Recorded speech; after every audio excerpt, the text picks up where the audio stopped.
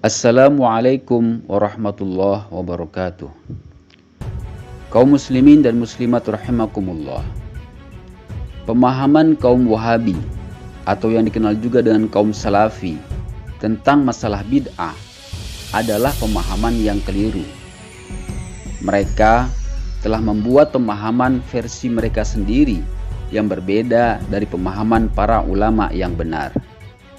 Sehingga jika dipakai pemahaman mereka ini, maka akan banyak perbuatan-perbuatan kaum muslimin, termasuk perbuatan para ulamanya sendiri yang seolah-olah telah melakukan bid'ah. Dalam pembahasan kali ini, kita ambil contoh misalnya perbuatan yang pernah dilakukan oleh Imam Bukhari.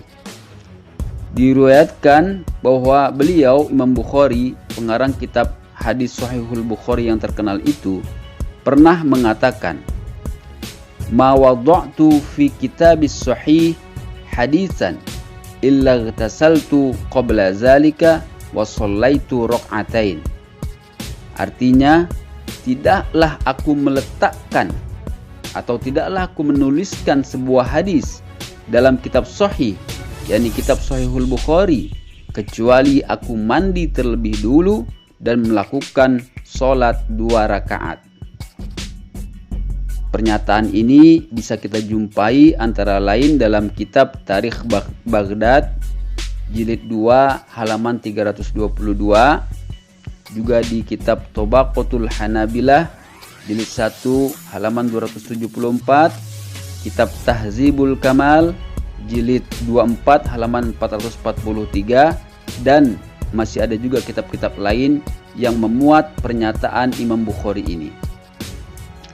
Jadi, Imam Bukhari setiap kali akan menulis sebuah hadis dalam kitab beliau yang terkenal itu, yakni kitab Sahihul Bukhari, kitab hadis yang menjadi rujukan semua umat Islam di dunia dan merupakan kitab hadis yang dikenal paling tinggi tingkat kesohihannya di antara kitab-kitab hadis lainnya.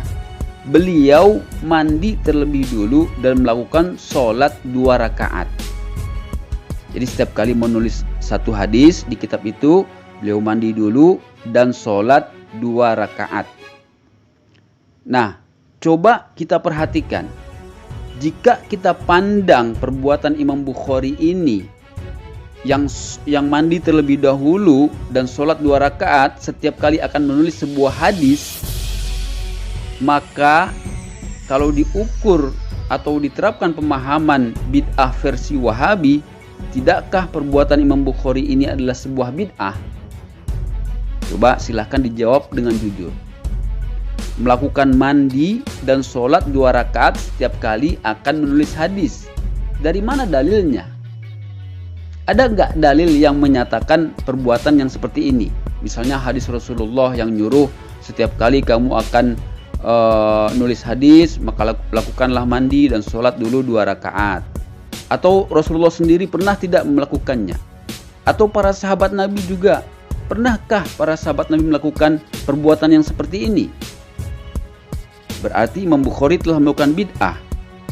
Dan perbuatan tersebut, ingat loh ya, perbuatan ini tidak dilakukan hanya sekali oleh Imam Bukhari, tapi berkali-kali, bahkan ribuan kali. Karena beliau menyatakan bahwa beliau melakukan hal itu setiap kali akan menulis sebuah hadis dalam kitab hadis Sahih Bukhari. Sementara jumlah hadis yang beliau tulis dalam kitab hadis Sahih Bukhari itu ribuan jumlahnya, 9.000 sekian. Berarti Imam Bukhari telah melakukan perbuatan tersebut ribuan kali. Mandi dulu, lalu sholat sunnah 2 rakaat, setiap kali akan menulis sebuah hadis, itu beliau lakukan ribuan kali. Berarti kalau kita pakai pemahaman Wahabi tentang bid'ah, Imam Bukhari telah melakukan bid'ah ribuan kali.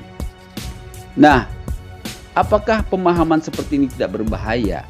Tentu berbahaya sekali. Apakah tidak keliru? Tentu saja keliru.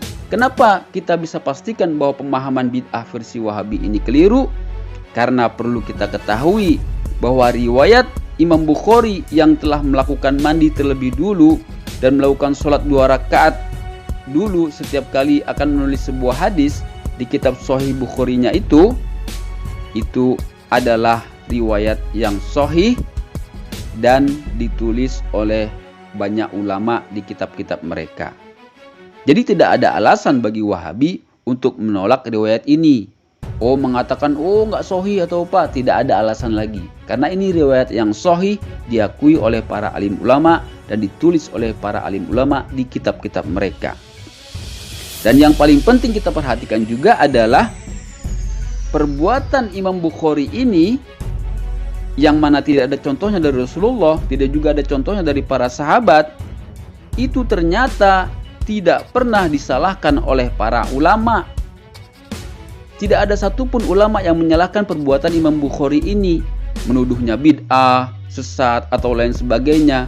Padahal jelas perbuatan Imam Bukhari ini, kalau kita cari contohnya pada perbuatan Rasulullah, tidak ditemukan.